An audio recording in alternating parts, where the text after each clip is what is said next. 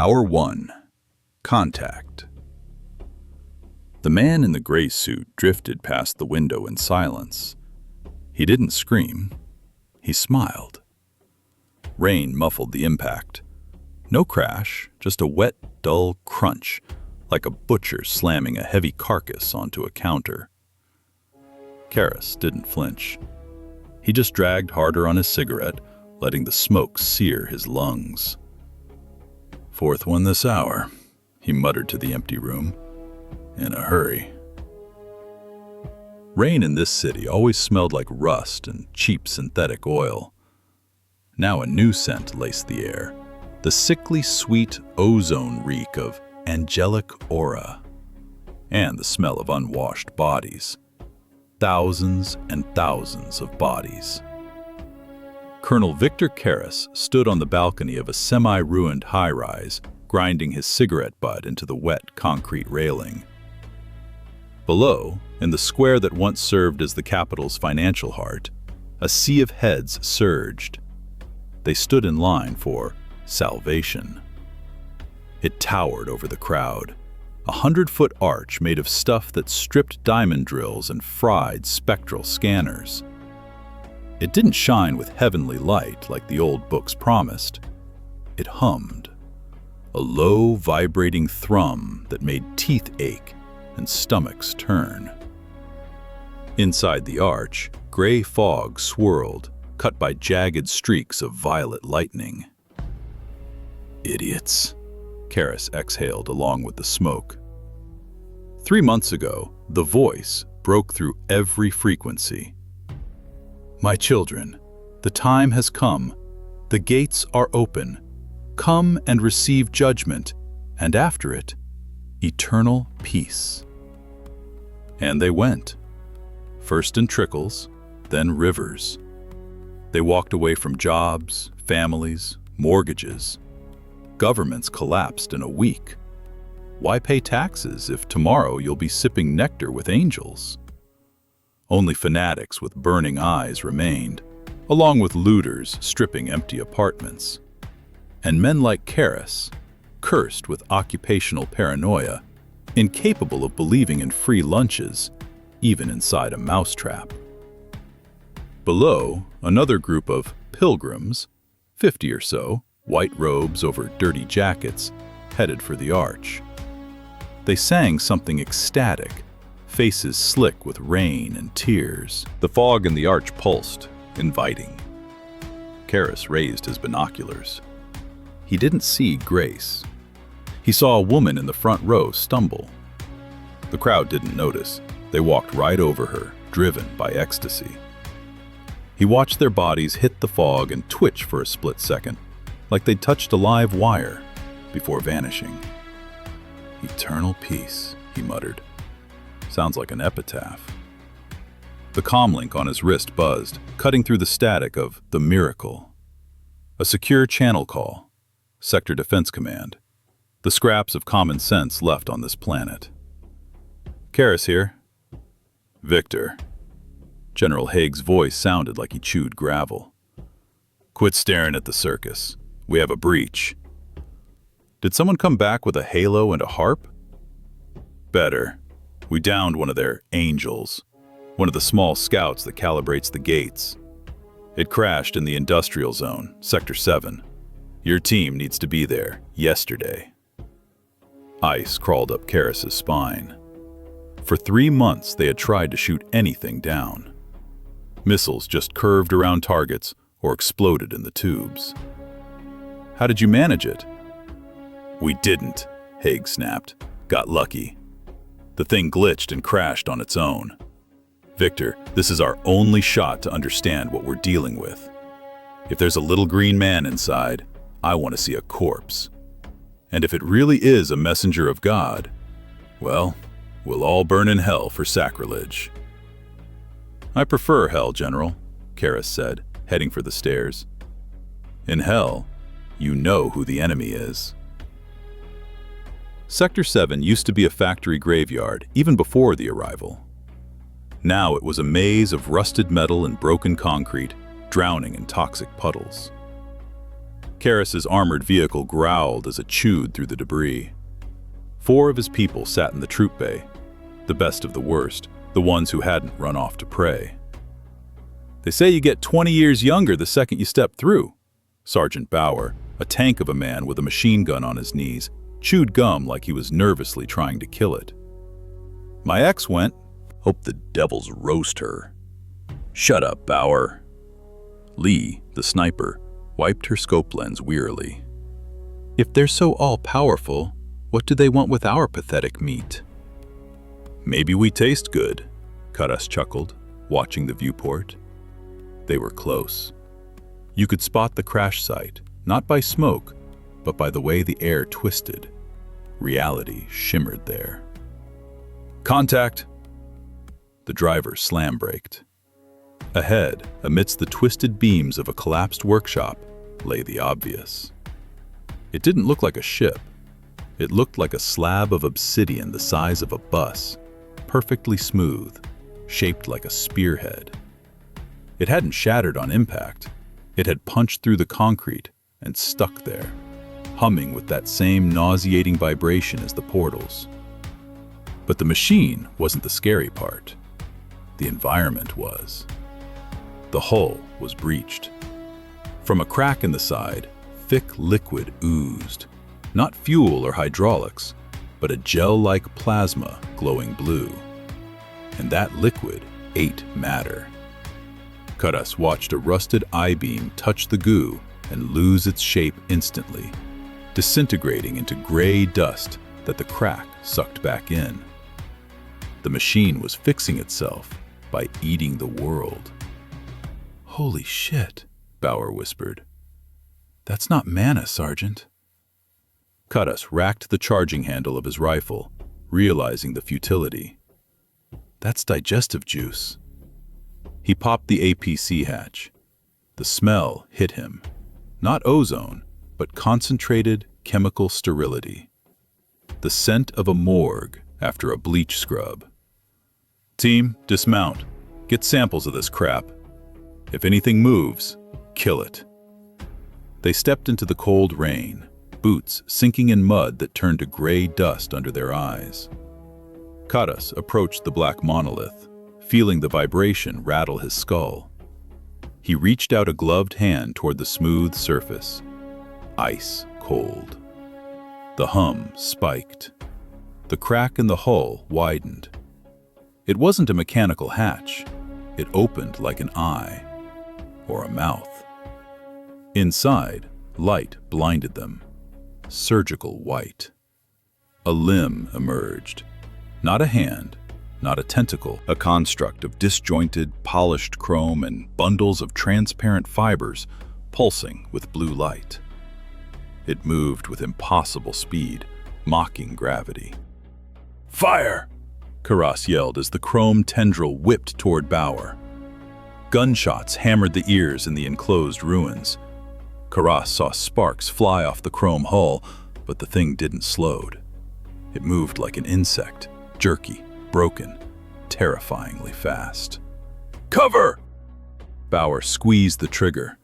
Bullets ricocheted, screaming off the armor without a scratch. The beast didn't shoot back. The chrome tendril, flexible as a whip and sharp as a razor, lunged. It sliced through the machine gun like butter, sheared the barrel, and wrapped around Bauer's torso. "Get it off! Get it off me!" The blue glow in the fibers flared.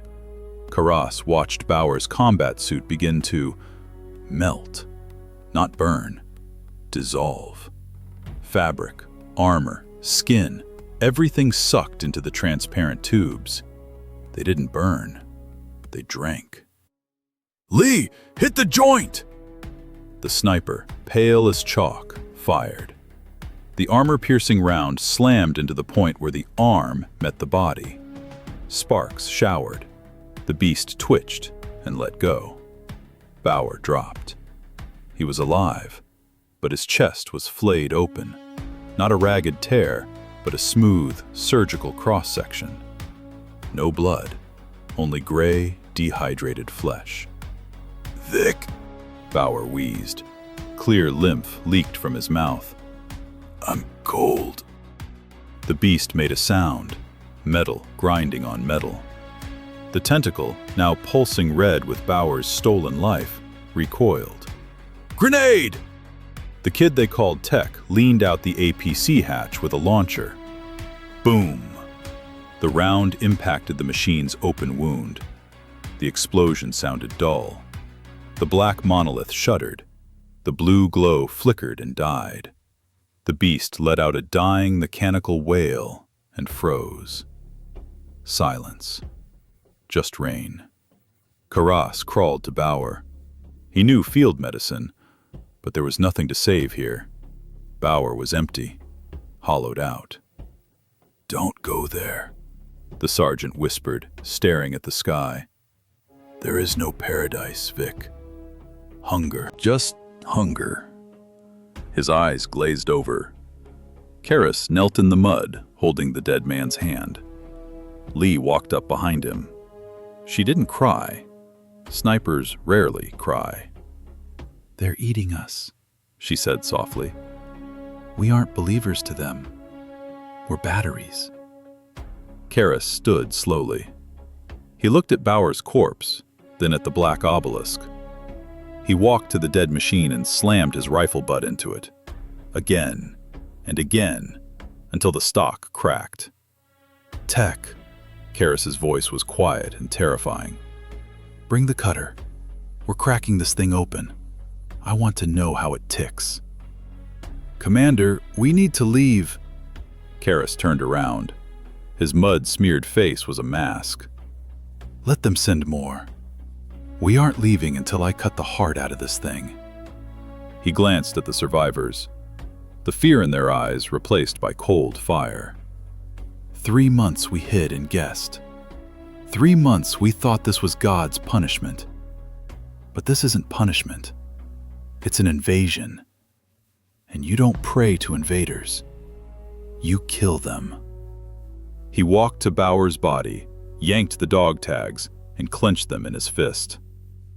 "I swear," he hissed at the rain and the sky, "I'll make them choke on it. I'll take back everyone they ate." He turned to the squad. "Load the body. The war has only just begun." Hour 2. Revelation. At night, Karas didn't dream. The portal vibration hummed through the concrete, infrasound that triggered primal fear. He sat at the table, turning Bauer's dog tags over in his fingers, when screaming erupted in the hall. "Alive! We got a live one!" Karas bolted up, grabbing his rifle. 2 soldiers dragged a man by the arms. The guy was pristine. No blood, no burns, clean skin, clean clothes. He didn't smell like smoke. He smelled warm and sweet. "Who are you?"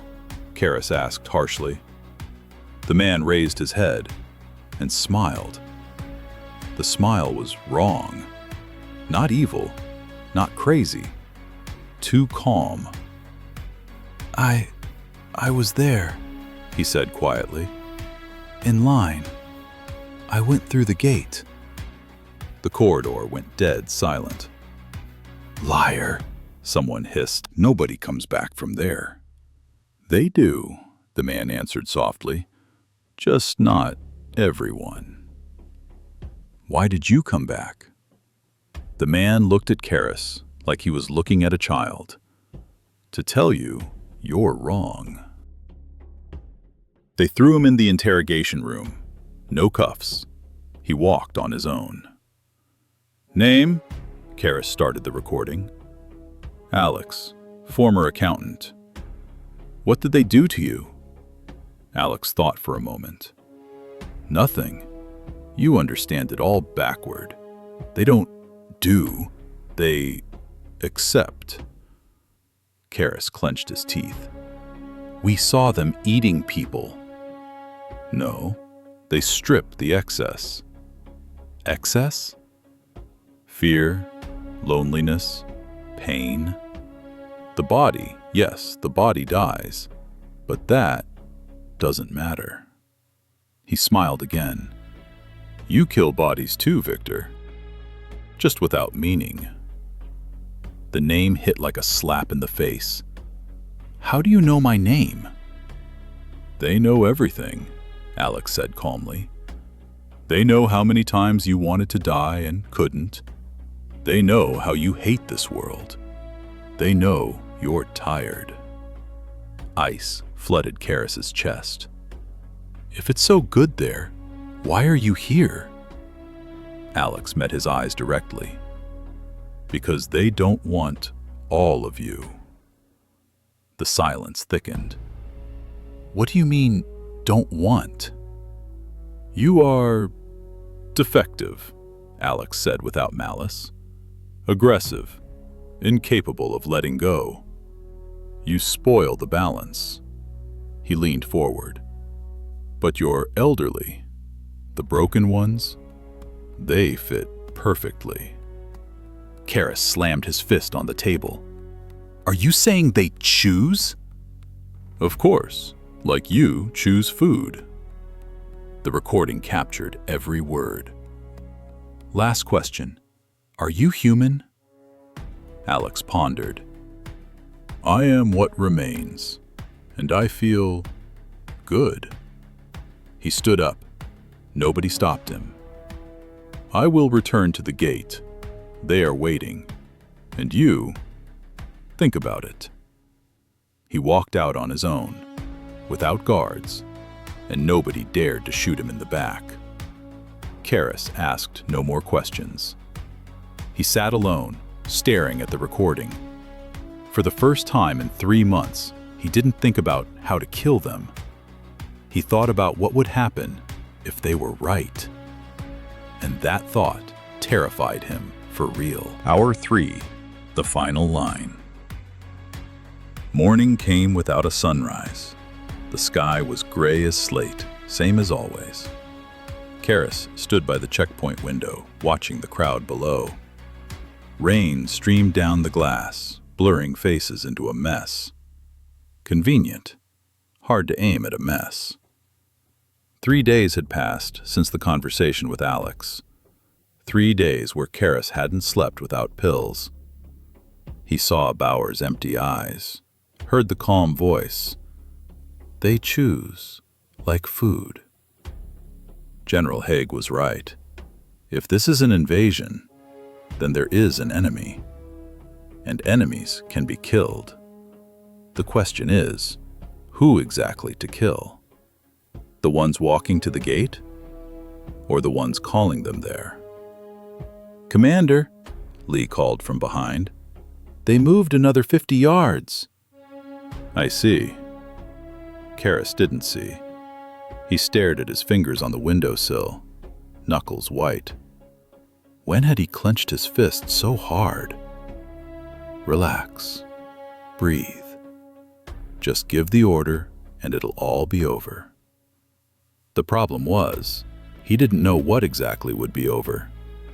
The job? The career? Or something else? The thing that made him brush his teeth and brew coffee in the mornings. Count? 1,500, maybe more. Cameras in the rain count for shit. Lee never swore in front of superiors. She was rattled too. Karis turned. The ops room was packed to the ceiling with gear. Monitors, servers, the AC humming like a fridge. Smelled of plastic and other people's sweat. 4 operators buried in screens. Is the gate active? Anomaly index holding at 12. Stable for 2 hours. Lee checked a readout. Techs say it's the max in 3 months. Techs say a lot of things. Karis walked to the central monitor. The crowd moved slowly, like a single living organism. People walked in the rain without umbrellas, raising their hands to the arch. The same arch as 3 months ago. The same gray fog. The same promises. But now Karis knew what was inside. Not paradise. Hunger. Is the voice playing? he asked. "Started 10 minutes ago. Want to listen?" "No. No, hell no." He knew the words anyway. "Come, I am waiting." "You are tired. It will be better here." After Bauer died, Karras heard the voice twice. Once, at night, when staring at his friend's dog tags. The second, when standing over the dissected angel, looking at its chrome entrails. Both times the voice was gentle, understanding. "You are tired of resisting. Let go." Karras didn't tell a soul. The called don't lead squads. "Commander," Lee said cautiously, "we have the order. You saw it." "I saw it." "Deploy countermeasures Category B. Objective, prevent access to the object at any cost." "Any." "Is the gas ready?" "Yes, sir." "Flamethrowers?" "In position." "Autocannon?" Lee fell silent. "Commander, there are people down there. Civilians. They just hear the voice." Karras looked at her. "And you don't hear it?" Lee blinked. "No, sir." "Lucky bastard." "Lucky." Karras turned back to the monitor. Down below, he saw a man in a wet coat dragging his wife along. A middle-aged woman leading an old man by the hand. Karras focused closer. The old man walked slowly, leaning on a cane. 70 years old, maybe more. Gray hair plastered to his forehead. He stumbled on every bump, but the woman patiently steadied him. Daughter, probably. "Lee, zoom on Sector 3. The image punched in. The woman was saying something to the old man, pointing at the arch. He nodded, eyes locked on the fog. Empty eyes. Not blind. Empty. Like the sensors. Like Alex's. They've already taken him. Left a shell. "Whose sector is that?" "Brigade Sickle, Commander Vanek." "Get him on the line." Click. "Vanek here." "Woman with an old man, Sector 3. Get them out of there." "Sir, the crowd is dense." "Now, before it starts." Pause. "Copy." On the screen, 2 figures in body armor dove into the crowd. People started parting. The woman turned, saw the soldiers, and bolted, dragging the old man. "Wrong way. Run back." She rushed toward the gate. The old man couldn't keep up. His cane slipped. He fell to his knees, but the woman didn't stop. She grabbed him under the arms and dragged him. Soldiers right behind them. One almost grabbed her, but someone from the crowd stuck out a leg. The soldier went down. "Fuck, they're screening her," Vanek swore. The woman with the old man was 50 feet from the arch. The fog trembled. "Commander, index spiked to 18!" Distortions of space reached out from the arch. The air became viscous, reaching for the woman and the old man. She didn't stop. Karras grabbed the mic. "All posts, fire on the arch, immediately!" "Sir, there's a woman, fire!" The autocannon thump was dull. The shell slammed the asphalt in front of the gate. The blast wave tossed the front row back. The woman fell. The old man rolled out of her arms, hit the curb, and went still. Karras didn't breathe. On the screen, the old man lay motionless. Then, slowly, he turned his head and looked right into the camera. The same empty eyes, but now there was something else in them. Recognition. As if he wasn't looking at the camera, he was looking at Karras. "You are one of us. You heard. Why do you resist?"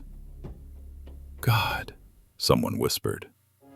The woman crawled to the old man. Blood ran down her forehead. She hugged the grandfather and dragged him back, away from the gate. She came to her senses. The fog began to retract. The distortions vanished. The crowd faltered. Someone fell to their knees. Others looked around in confusion. The voice cut off. Silence.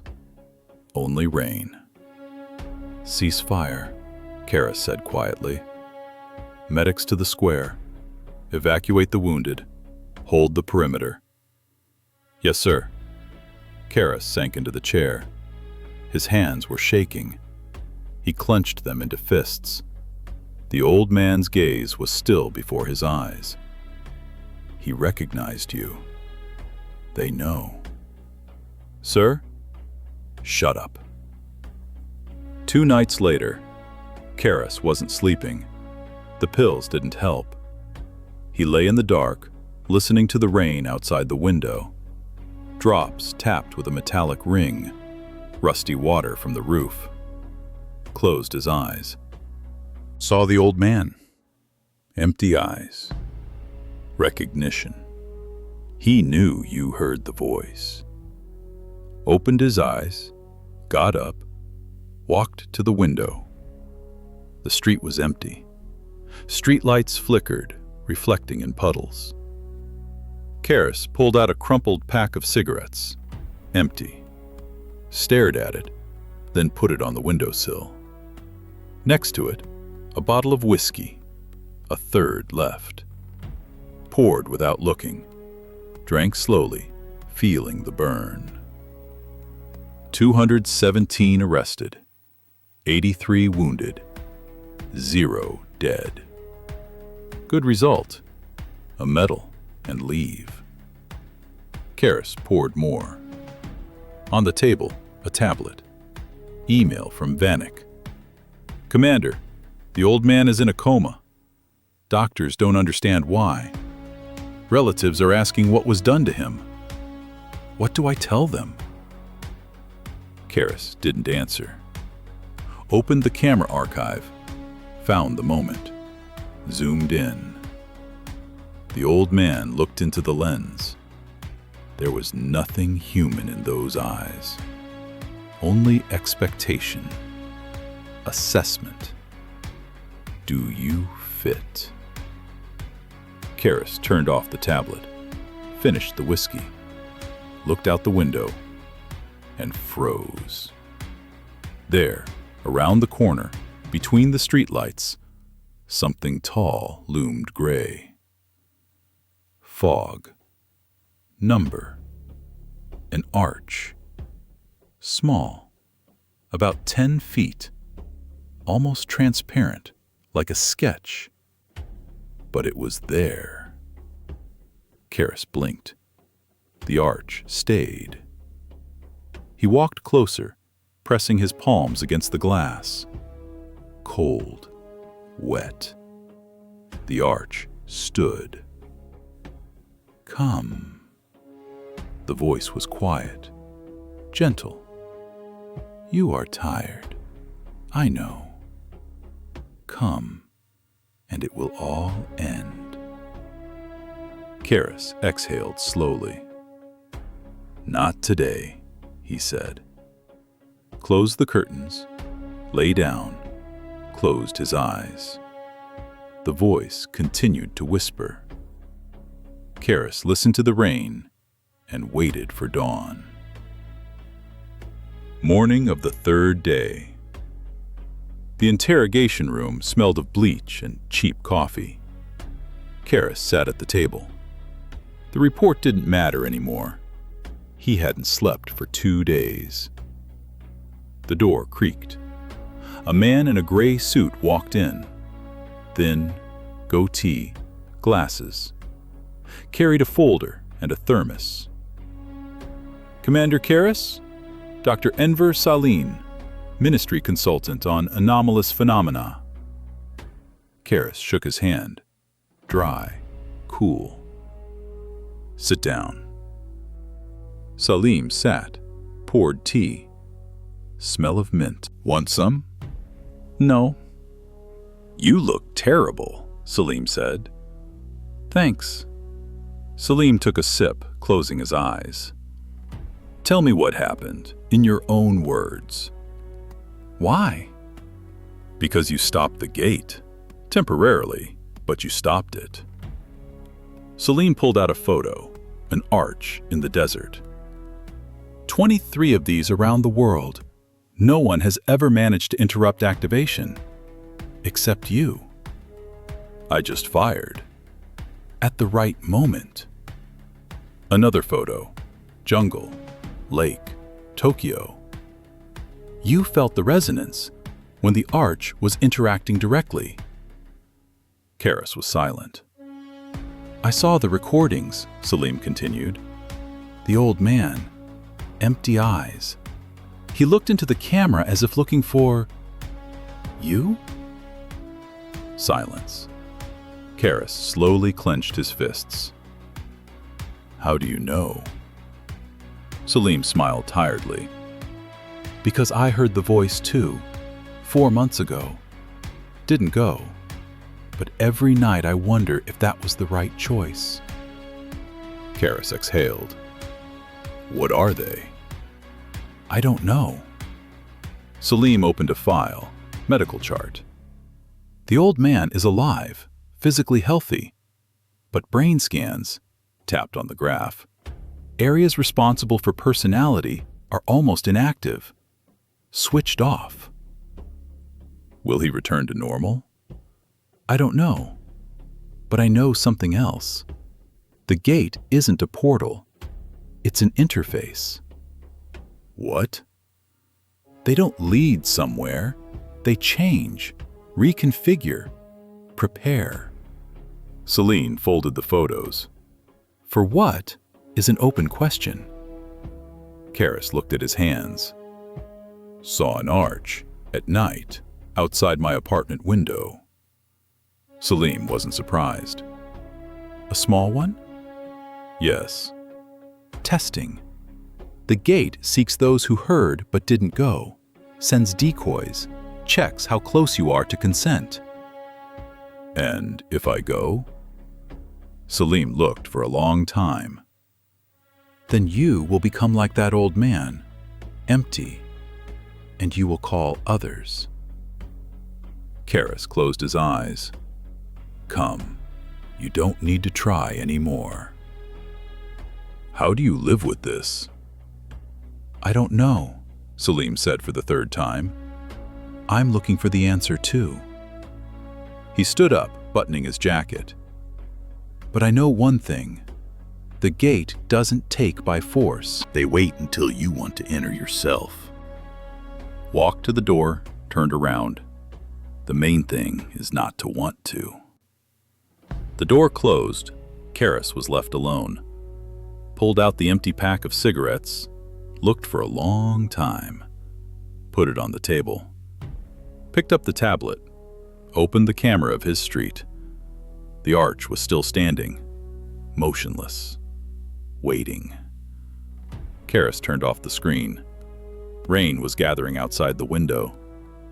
He remembered Bauer's dog tags, remembered how the sergeant wheezed, "There is no paradise, there's hunger." Remembered Alex's calm face, "They choose, like food." And realized, this isn't a war against God.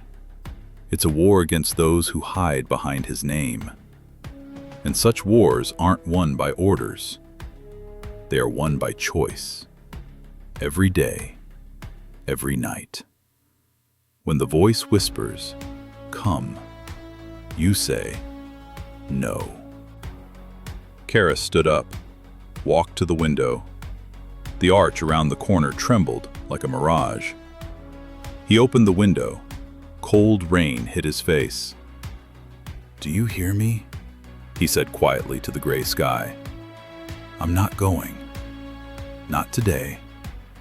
Not tomorrow." The arch flickered and vanished. Karis closed the window, sat at the table, opened a new file and started writing a report. Not for the general, for those who will come after him. How to resist the voice. Instructions for the called. Because if they think people will give up just because they're tired, they don't know people. Hour 4. Coordinates. Salim returned an hour later. He didn't knock. The door just opened and he walked in, holding a tablet as if it were not tech, but a tablet of commandments. "We hear them," he said instead of a greeting. Karras raised his head from the report. Letters on the screen were blurring. The coffee had gone cold and filmed over. Who? The angels? The gates. Salim placed the tablet on the table. A red network pulsed on the world map. Lines stretched from London, Tokyo, New York, Moscow. They intersected, wove into knots, but all, absolutely all, converged at one point. "They communicate." Salim's voice trembled. "These aren't just separate portals. It's a neural network. And we found the hub." Karras looked at the map. A red dot burned in the middle of a desert. "Africa," he stated. "Namibia? Looks like it. The Namib Desert.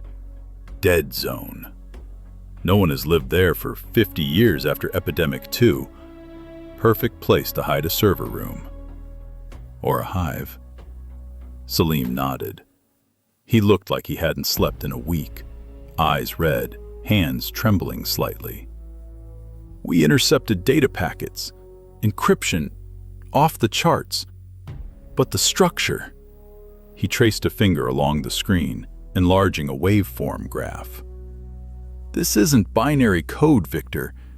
It's a biological signature. They aren't transmitting data. They are transmitting imprints of consciousness." "Those who entered?" "Yes. They archive us, collect a database, and send it there." Karras felt his mouth go dry. "Why?" "I don't know. But Command..." Salim hesitated. "General Haig believes if we destroy this hub, the whole network will fall." "Disconnect the internet to stop the download," Karras smirked. Simple and dumb, Haig style. He ordered a team assembled. Alpha. Full access to the arsenal, any resources. "And who will lead this suicide squad?" Salim looked at him. In his gaze was a mixture of pity and hope. "The one who already said no to them once." Karras leaned back in his chair. A spring squeaked. In the silence of the office, the sound seemed like a gunshot. "I'm no hero, Doc. I'm just an old grunt who's too tired to die." "That's exactly who we need. Someone with nothing to lose." Karras pulled a new pack of cigarettes from the drawer, tore off the foil. "When's liftoff?" "In 4 hours. The bird is already being prepped." Karras clicked his lighter. The flame danced in the trembling air. "Africa," he exhaled smoke. "Always wanted to see lions. Pity they're probably extinct too." "There are scarier beasts there now," Salim said quietly. "Means we'll hunt." Karras stood up. For the first time in 3 days, he felt not fatigue, but cold, angry determination. There was a target. The enemy acquired coordinates, which meant it could be killed, or at least he could try. Hour 5. Crash.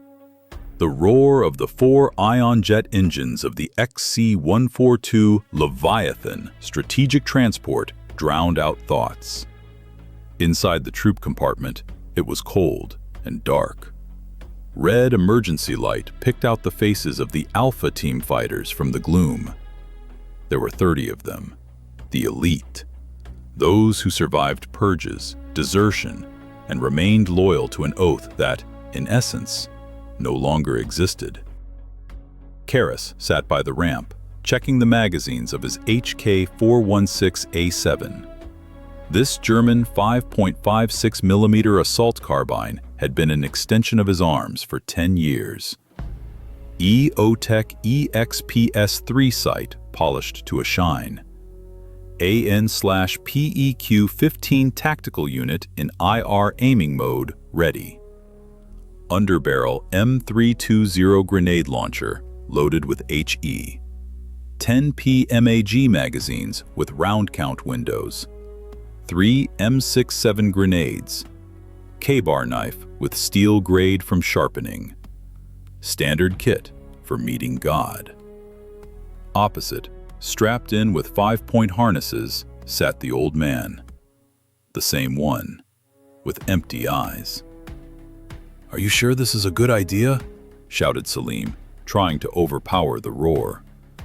He sat next to Karras, pale, in body armor 2 sizes too big for him. "He's our compass, Doc," Karras barked back. "If the gates call him, he'll lead us to the door." "He's insane." "We're all insane. He's just the only one who knows the address." The old man sat motionless. His eyes didn't blink. He stared into the void, and sometimes his lips moved, repeating a soundless rhythm. Karras turned to the porthole. Below, in the darkness, Africa floated by. The black continent having become truly black. No city lights, no roads, only emptiness. "Approaching zone," the pilot's voice on the intercom sounded tense. "Reading distortions on radar. 5 minutes to drop." "Everyone get ready," Karras commanded. "Check cocoon systems." The fighters began checking their seats. Cocoon was a new development, a personal escape pod integrated into the seat. It allowed for deployment from any altitude, even if the plane broke apart. Theoretically. Suddenly the plane jolted, not like turbulence, like a giant hand grabbed the fuselage and squeezed. Metal screeched with a sound like bones grinding. "Gravity anomaly!" the pilot yelled. "Dragging us down! Losing control! Engines 3 and 4! Failure!" Karras felt his stomach roll up to his throat. Gravity in the compartment went berserk. First, it crushed him into the seat with the force of a press, then threw him up so the belts cut into his shoulders. "Wing!" one of the soldiers shouted. Through the porthole, Karras saw the right wing of the plane simply snap off. No explosion, no fire. It just separated from the body, bent by an invisible force, and flew upward into the black sky, ignoring the laws of physics. The plane began to spin. "Eject! Everyone, go! Go!" Siren wailing, pyros exploding. Karras managed to see the old man in his seat smile. Wide, terrifying. Then the world turned into an impact. His seat shot out of the disintegrating fuselage. The carbon shell of the cocoon snapped shut around him with a pop, cutting him off from the chaos. Silence. Only the whistle of air and heavy breathing in the oxygen mask. Karras fell down into the black abyss. Through the view shield, he saw flashes of other pods scattering in the sky like dandelion seeds. And above them, high up, the burning wreckage of the Leviathan continued to spin, slowly disintegrating into atoms in the invisible grinder of the anomaly. Impact with the ground knocked the wind out of him. The gel filler of the pod hardened, absorbing inertia, but Karras still felt a rib crack. The pod tumbled, breaking bushes and rocks, until it finally stopped. He lay for a minute, gasping for air. Alive. Hit the emergency release. The cocoon flaps parted with a hiss.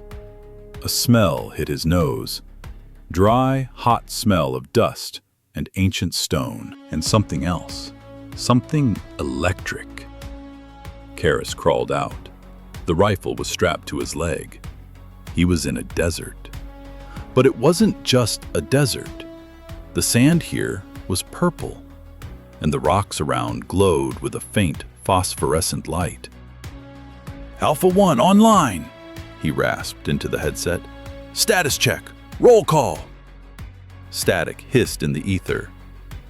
"Alpha 5, intact. Alpha 9, broken leg." "Salim, oh God." They gathered at the foot of a cliff 20 minutes later. Out of 30 fighters, 22 survived. A good result for falling from 30,000 feet without wings. Salim sat on a rock, shaking. "Anomaly," he muttered. "It just erased the laws of aerodynamics." "Where's the old man?" Karras asked, reloading his rifle. "There," one of the fighters pointed into the darkness. The old man stood 50 yards away from them. His pod lay nearby, split in two, but there wasn't a scratch on him. He stood with his arm outstretched forward, like a signpost. Then he twitched and took a step. His gait changed. It wasn't a human walk. It was the movement of a marionette, legs straight, back unnaturally stiff. He walked, not looking back, not stopping. Ahead, a mile away, the cliffs parted, forming a narrow black gorge from which rose the same gray fog as in the gates. The locator caught the signal. "After him," Karras commanded, "and stay alert. We aren't alone here." He felt it on his skin. A gaze. A heavy, hungry gaze from the darkness of the gorge. The safari had begun. Hour 6. Entrance. The gorge resembled a deep scar on the planet's body. Sheer black cliffs went up hundreds of feet, blocking the sky. It was dark here, even though the sun was shining somewhere above. The echo of 22 people's footsteps drowned in the viscous, oppressive silence. Walking was difficult. The narrow path wound between rocks, sharp as razors. "The voice," someone whispered at the tail of the column. "I hear it." Karras stopped, raising a fist. The group froze. "Who said that?" "Private Miller, sir." Miller stood leaning against the rock. His eyes were wide open, pupils dilated to the limit. He stared into the void. "He says we're doing everything right." Miller's voice trembled, dropping to a whisper. "Says the pain will end soon." "Miller?" Karras slowly raised his rifle. "Look at me. Disconnect the headset." "Why?" Miller smiled, with that same smile. "He's inside, Colonel. Right here." He abruptly swung up his M249 machine gun. "Get down!" A burst plowed the rocks above Karras's head. Ricochets squealed like a swarm of wasps. The soldier standing next to Miller, Corporal Sanchez, his buddy from boot camp, reacted fastest. He didn't shoot. He just lunged forward, knocking the machine gun aside. "Johnny, no!" Miller snarled, throwing the machine gun away, and drew a knife. The movements were inhumanly fast. Steel flashed in the air. Sanchez cried out, staggering back. Blood sprayed from his neck. But Sanchez was a professional. Dying, he did what he was taught. Racked the slide of his pistol. 2 shots at point-blank range, right in Miller's chest.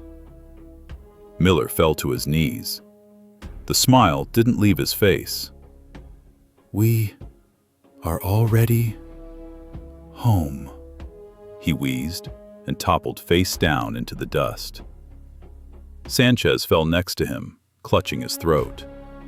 Karras ran to him, trying to seal the wound, but fingers slipped. Too deep. "Commander," Life was fading in Sanchez's eyes. "Don't let them..." He didn't finish. Karis slowly stood up. The others stood around. Fear was in their eyes, not of the enemy, of themselves. "Listen up." Karis's voice was cold as ice. "The voice will try to get into your heads. It will seek your weaknesses, your fears, your fatigue. If you feel it, say so immediately. We won't shoot. We'll help." He swept his gaze over the squad. "But if anyone raises a barrel against their own, I'll kill him personally. Questions?" "No, sir." "Move out. We're losing time." They walked for another hour. The old man locator led them silently, ignoring the corpses, the tension, the stares at his back. Suddenly, the gorge ended. They hit a dead end. A smooth, monolithic wall of black stone blocked the way. Not a crack, not a ledge. The old man approached the wall and stopped. "So what?" Salim asked. "End of the line?" The old man raised a hand and touched the stone. "Here," he said. For the first time in all this while, he spoke. His voice was raspy, like rusty hinges. Karis walked closer. "Blow it," he told the techs. "C4, set everything you have." "Sir, it's solid rock. We'd need a ton..." "It's not rock," Salim interrupted. "Look." He aimed a UV flashlight at the wall. Lines appeared on the stone, a geometric pattern. "It's a door." 10 minutes later, the charges were set. The explosion in the enclosed space hit their ears despite helmets. Dust filled everything. When it settled, they saw. The stone hadn't cracked. It opened. Like the diaphragm of a giant camera. Behind it wasn't stone. Behind it was an airlock. Metal the color of mercury, some pulsing veins of light. Blast doors. "The architecture isn't ours," Salim stated, unfolding a laptop right on the rocks. "And neither is the interface." He connected a cable to a port that looked like an organic socket. "Doc? Give me a minute." Salim typed on the keys. His face, lit by the monitor, was tense. "Protocols are similar. They use the same logic basis as the gate signals." The screen blinked red, then green. "Contact. I'm in the system." The blast doors shuddered. A sound of venting air, or not air, hissed. The doors slid apart. A smell of sterility and cold wafted from inside. "Welcome to hell," Karis said, taking the safety off his rifle. "Don't wipe your feet." Hour 7. The choice. They went in. The corridor was drowning in gloom. The walls were made not of concrete, but of something resembling hardened black resin. The floor was soft, springy under boots, and everywhere, that pulsing hum. The deeper they went, the stronger it became. It wasn't sound, it was pressure. "My head," Tech whispered, grabbing his temples. "Like someone stuck a drill in." Karis felt it too. A sensation like someone digging in his brain with dirty fingers, sorting through thoughts like files in a folder. "Don't listen," he barked. "Think about something simple. Multiplication table, rifle assembly." 2 times 2, 4, Salim muttered. 3 times 3, 9. Suddenly the fighter ahead, Corporal Jenkins, just stopped. "Mom?" he said into the void, and collapsed, like he was cut down. "Jenkins!" The medic ran to him, shone a light in his pupils. "Alive, just passed out. Brain activity off the charts." Another fighter fell, then a third. They dropped one by one, as if someone was pulling a switch. "It's a filter," Salim wheezed. Blood was running from his nose. "They are screening out the weak, those who can't withstand the resonance." "Get up!" Karras yelled, kicking a fallen private. "Get up, sons of bitches!"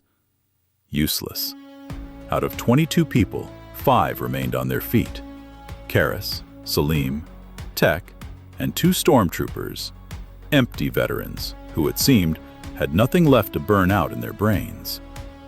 And the old man. He walked ahead, not even slowing down. To him, this noise was like music. They passed the final turn and froze. It was a hall, huge as a stadium. The dome was lost in height, illuminated by myriads of blue lights. Below, under a transparent floor, flowed rivers of that same plasma, feeding giant machines whose purpose the human mind refused to comprehend. And in the center of the hall, behind a transparent partition, stood it, the Queen portal. It wasn't black, it was white, blindingly, painfully white, and it didn't spin. It breathed.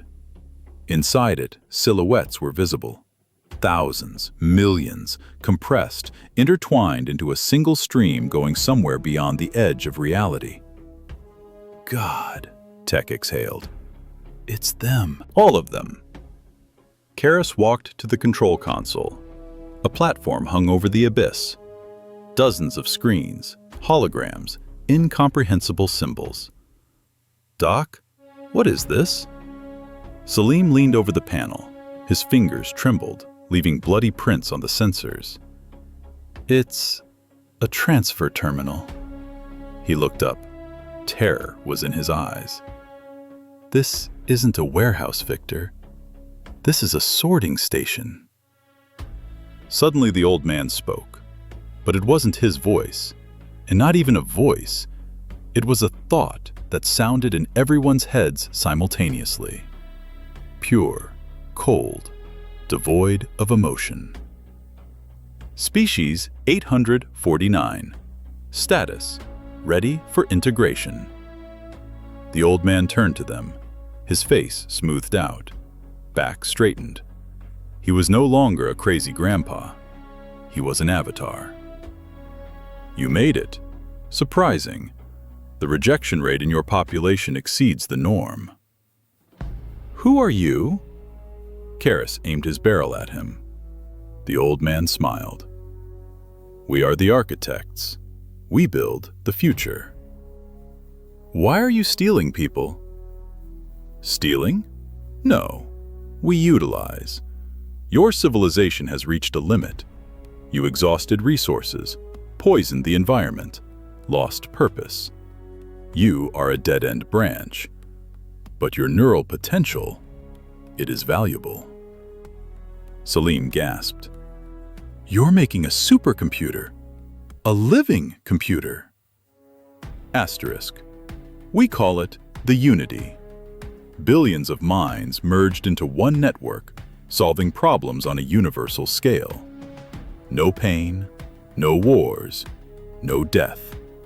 Eternal existence in pure knowledge. "As batteries?" Karras asked. "As neurons. You will become part of the God you have always sought." "And if we don't want to?" "Cells do not ask if they want to be part of the body. They simply serve." Karras felt rage, cold and sharp, flooding his consciousness. "Tech!" he barked. "Charges!" "Sir?" "Blow everything! Console! Racks! Bring this fucking dome down on their heads!" The technician bustled, pulling out bricks of C4. "No!" Salim screamed, grabbing Karras by the arm. "You can't!" "Back off, Doc." "Victor, listen!" Salim poked a finger at the screens. "Look at the streams. That's not incoming data. That's outgoing. They are already there. Millions of people. Even more reason. Destroy the bridge. Save the rest. If we blow the hub, we sever the connection. They will stay there. Forever." in the void, in this matrix, but without an exit. We'll kill them all. They're already dead, Karis yelled. Did you hear this thing? They are chunks of meat in a processor. Asterisk. Error, asterisk. The voice sounded in the head.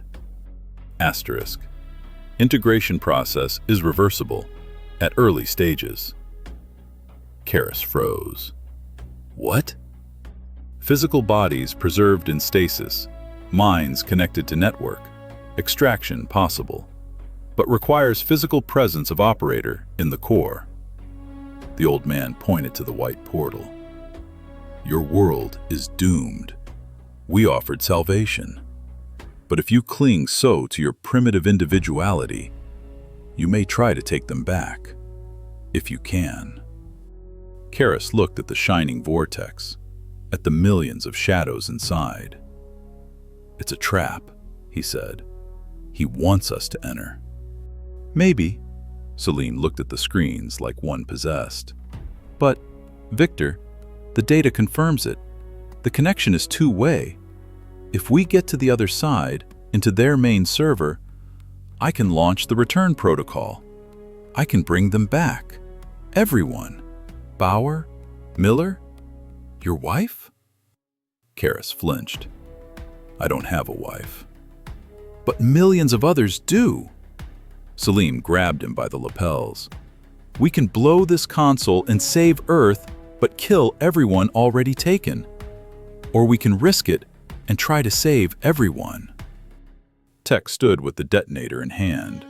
His finger trembled over the button. Commander? He asked quietly. Push or jump? Karis looked at the old man. He waited, emotionlessly, like a machine that calculated all options and knows the outcome. Looked at Salim. In the scientist's eyes burned hope, the most dangerous feeling that had already ruined the world. Looked at the white portal. There, into the inferno, onto the enemy planet. One chance in a million. But if he blew it now, he'd never forgive himself. He'd live as a hero who saved Earth at the cost of half humanity. Karis hated heroes. He spat blood onto the perfect black floor, shifted his rifle grip, walked to the edge of the platform. Tech, he said without turning, give me the detonator. Sir? Give it here. Karis took the small box, looked at it. Timer for 5 minutes. If we don't signal from the other side, he looked at Salim. If we die, it blows on its own. Salim nodded, pale but determined. Karis pressed the timer button. The digits 0500 started counting down. Well, Doc, Colonel Victor Karis said, stepping toward the edge of the abyss where the white light shone. Wanted to see aliens? Yes. Then let's go. Tell them they've lost their minds. He took a running start and jumped into the light. End of Book 1.